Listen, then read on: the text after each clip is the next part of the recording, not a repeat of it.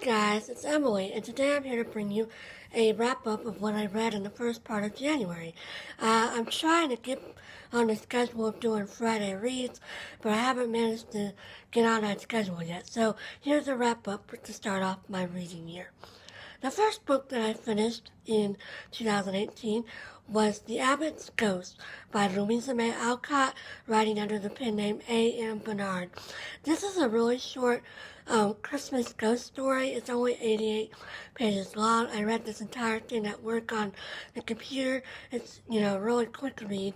I read it in about 4 work days. With doing work stuff too, of course.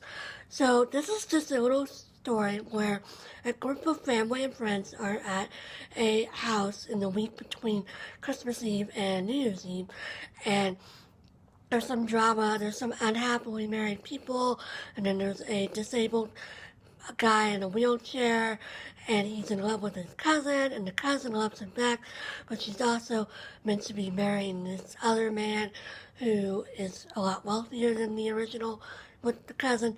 And so it's sort of about their dramas and their family dynamics. And then the Abbott's ghost refers to the fact that they live in an abbey, an old abbey that's been remodeled, and there's an Abbott's ghost that wanders around, and he has an effect on the story. And it's just a really quick little Christmas read. I'd recommend it. It's a Victorian, or maybe a little before Victorian era story. It was published in 1857, I believe. And so it's a really sweet little thing. I didn't find it that memorable, but yeah, it's a good little Christmas story. The next book I finished in January was Arthur Conan Doyle, A Life in Letters, edited by John Lellenberg, Daniel Stashower, and Charles Foley. And this is what it says on the cover. It's a bunch of Arthur Conan Doyle's letters, starting from when he was a schoolboy and went off to school in England and later to Austria, and going all the way up to about 10 years before his death. And most of these letters are to his mom. He was a very prolific correspondent to his mom, and when she died 10 years before he did, that's where the book stops. This was a really interesting book. I read this for S.H. Reads 18, which is the reading Sherlock Holmes themed reading month hosted by Winks over at Winks and Inks, and I learned a lot about Arthur Conan Doyle, and especially a lot about his Sherlock Holmes, parts about his life that don't have to do with Sherlock Holmes. For example, a lot of his other writings are mentioned, and I don't think I could have mentioned any of his other writings besides Sherlock Holmes, before reading this book. And you also learn a lot about his varied interests. He was really interested of course, in spiritualism and communicating with people beyond the dead. And then he was also interested in reforming Britain's divorce law. He thought it was very archaic. And he was also really interested in helping people get out of prison who had been falsely imprisoned. And before he became a writer, he was a practicing doctor, which I don't really think I ever knew, although that makes sense because, Dr. Watson is a doctor. But he went on journeys to the Arctic and to Africa on ships to be the ship doctor, and so there's letters about that. And then after he becomes famous, he travels a lot to America and to France and to Switzerland. And so it's just a really fascinating book, and I highly recommend it. It is a long book. It's about 700 pages long, so it is quite a commitment, but I found it pretty good. There are some slow parts, and it gets repetitive, he'll say I'm sorry I haven't written you lately, and he'll say that in almost every letter that they mention. And he's also really focused on money, especially before he has any, and so there's a lot of discussion of bills and how much money he made, and and he also sends his mom money a lot, and so he's always being here's some money, spend it on something good, things like that. So he's always really focused on money, but overall, I enjoy this, and I would recommend it. The third book I finished in January is Fantastic Beasts and Where to Find Them, the original screenplay by J.K. Rowling. I read this at work as well on the computer. This is a really fast read.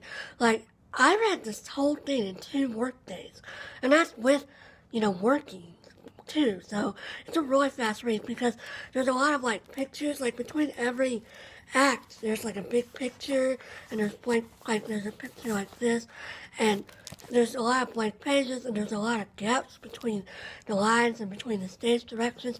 So this is a really fast read, and it's less than 300 pages too. So, but I enjoyed this. I was a little disappointed because there's nothing new in it. Like there's no deleted scenes, and there's no like scratch out or anything that shows you her process. This is just a complete screenplay, and it's exactly like the movie, and it's really interesting though because you get to learn like what they're thinking and their interior thoughts, and you get to see what J.K. Rowling wants you to focus on in the screenplay. I was also really surprised that the screenplay was so tight. Like there's very little detail compared to how complex the wizarding world is, and how complex the set is, and the special effects and all that. So it's really fascinating how little is actually in the screenplay overall. But I enjoyed this. I'm glad I read it. It's been on my TBR for over a year.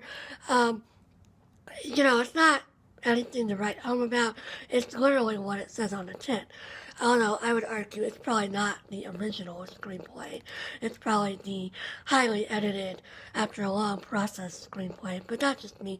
And J.K. Rowling mentions in the back that it took her like over a year to write this. And it's pretty crazy to think about considering how short it is and how it only took me 2 days to read it.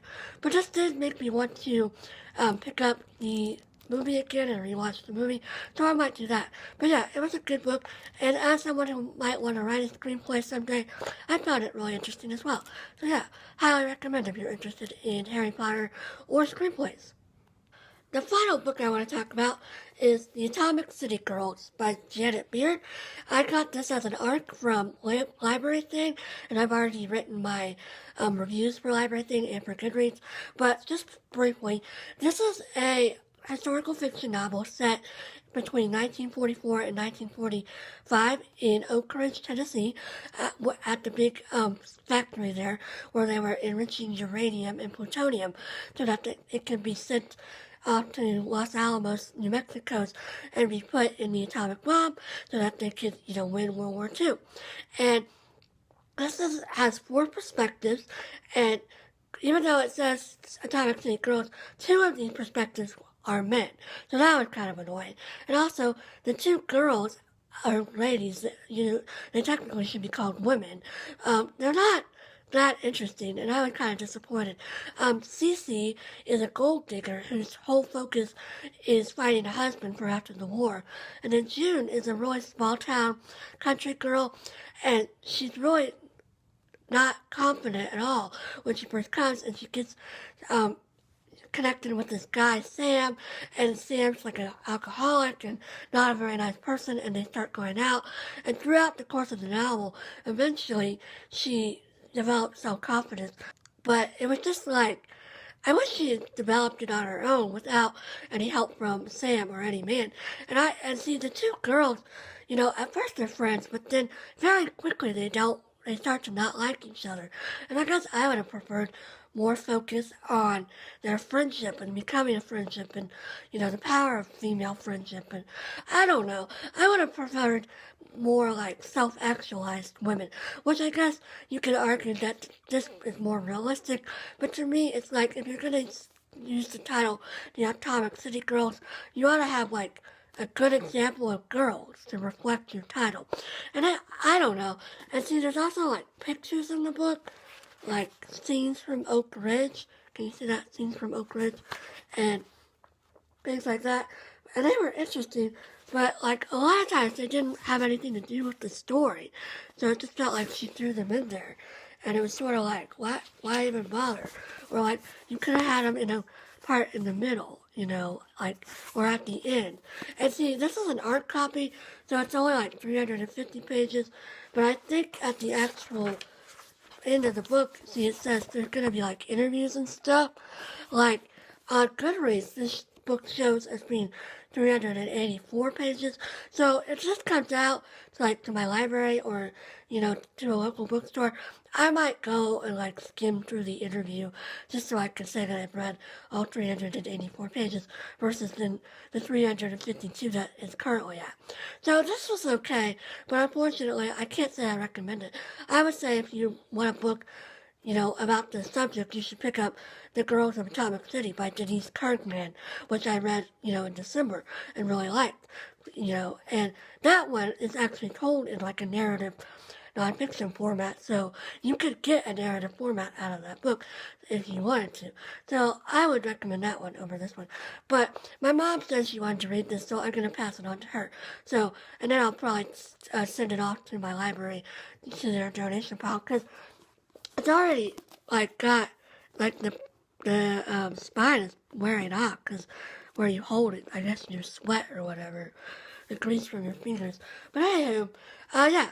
So that's all I read in January so far.